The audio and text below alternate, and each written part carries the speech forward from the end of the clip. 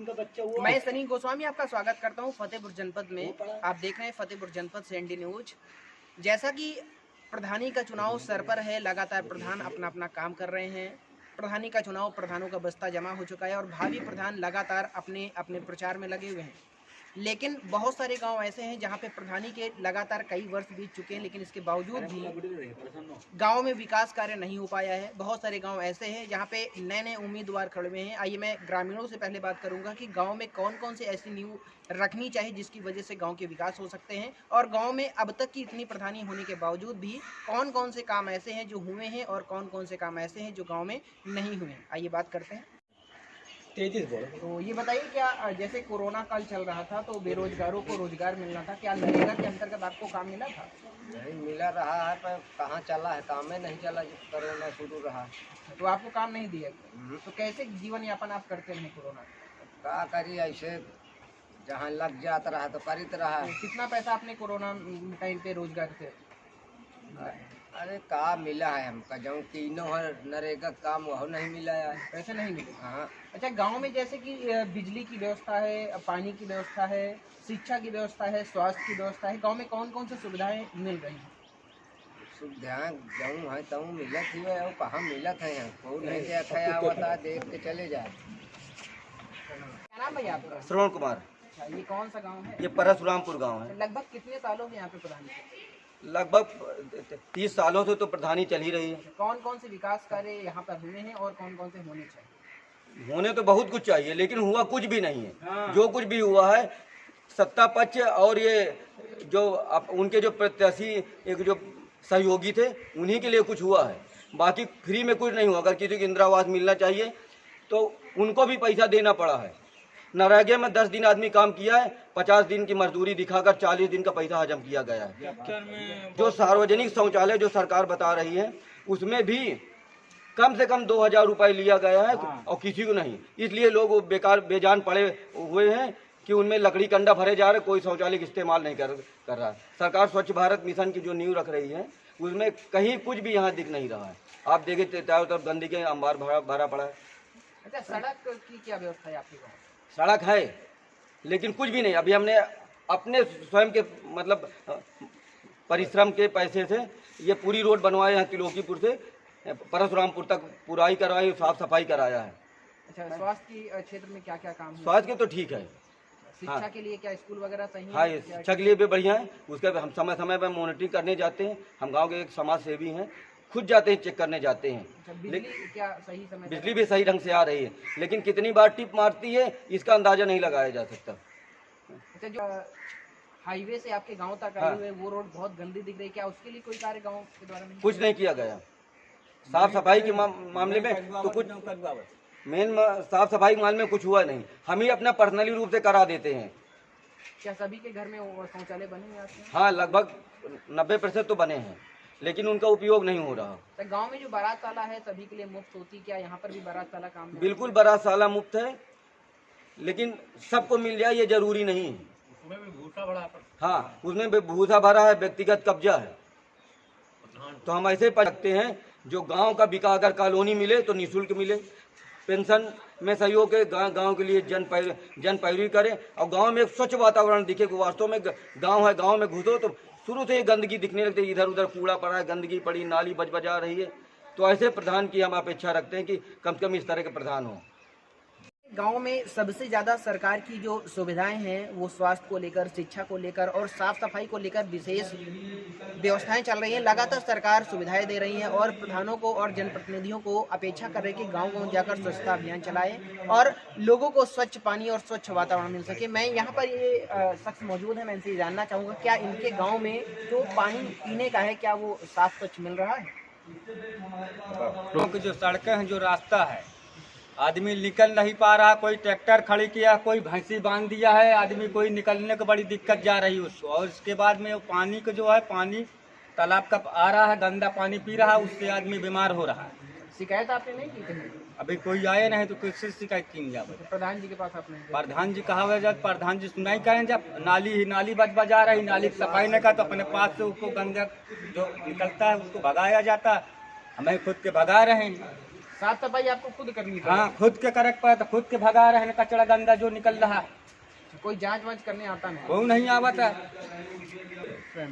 अरे यार सुन रहे हो, प्रधान पैसा लेता है नाली साफ करने वाले से। अच्छा आप बताओ तो। भाई हमारे गांव परशुरामपुर में बता दो। ठीक ठीक ठीक, आप बताओ। श्री पासी है नाम, जात के पास ही गाँव परशुरामपुर में नालियों में जो सफाई कर्मी आता है उससे 10,000 5,000 रुपया लेके उसको भगा देते हैं, वेतन उठा लेता है। यहाँ काम नहीं करता और नालियों में कीड़ा पड़ते हैं, बदबू आती है, बच्चे पढ़ नहीं पाते, विकास बच्चन को रोक रहा है ये बदबू से। तो कौन पैसा ले लेता है? ये प्रधान लेता है, यहाँ के भगवती प्रधान। तो लगातार 5 सालों से वो ऐसा ही करता है। 5 साल ऐसा करता ही चला आता है। अच्छा स्कूल वगैरह में जो साफ सफाई होती है करता साफ है? सफाई कहाँ होती है साहब, सब बच्चे साफ करते हैं। कोई साफ सफाई नहीं। ये और गांव है, मैं थोड़ी हूँ, बच्चों की गाड़ी सही बोल रहा हूँ। बच्चे भर मतलब सफाई कर रहे थे। साफ सफाई करो तब देखो। ये क्या नाम है आपका? मेरा नाम संतोष कुमार विश्वकर्मा, प्रधान पद से उम्मीदवार की कामना है। अगर ग्राम सभा के हमारे ग्राम सदस्य अगर ये चाहते हैं कि इनके द्वारा अगर हमारा विकास हो सकता है तो हमें मौका दिया जाए। क्या क्या काम आप करेंगे अगर आप प्रधान?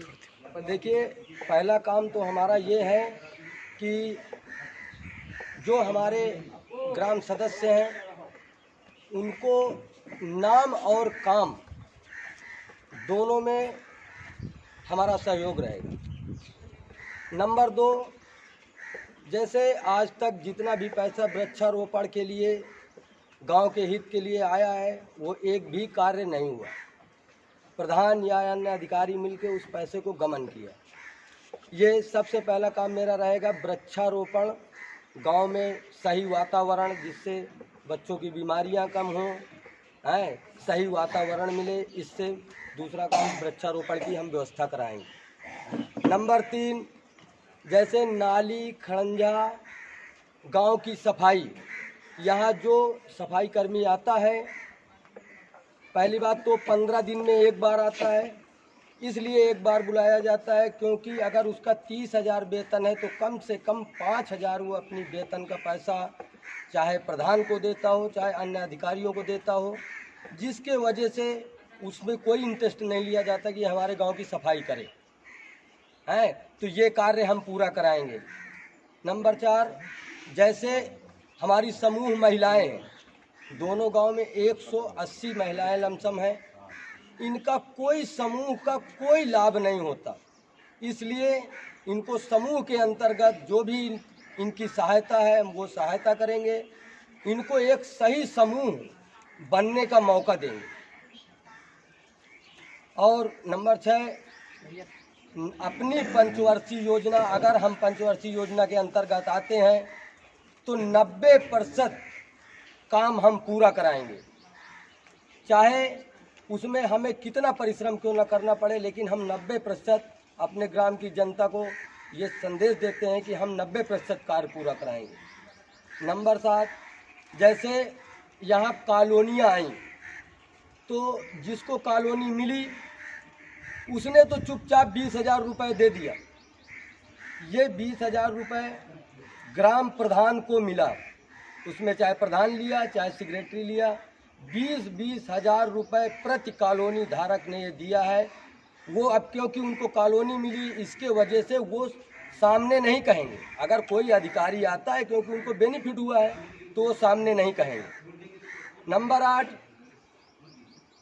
जैसे जल व्यवस्था है तो अभी भी वर्तमान में जो पाइप लगे हुए हैं पानी के उनमें तालाब का पानी जाता है, जिससे कम से कम 25 घरों में लमसम 100 आदमी की आबादी उस गंदा पानी को पी के और अपना पेट भरण करते हैं, क्योंकि उनके पास मजबूरी है, कोई दूसरी व्यवस्था नहीं। इसलिए हम ये जल व्यवस्था को पूर्ति करेंगे सरकार के द्वारा, सबके सहयोग से, गांव की जनता के सहयोग से ये कार्य करेंगे।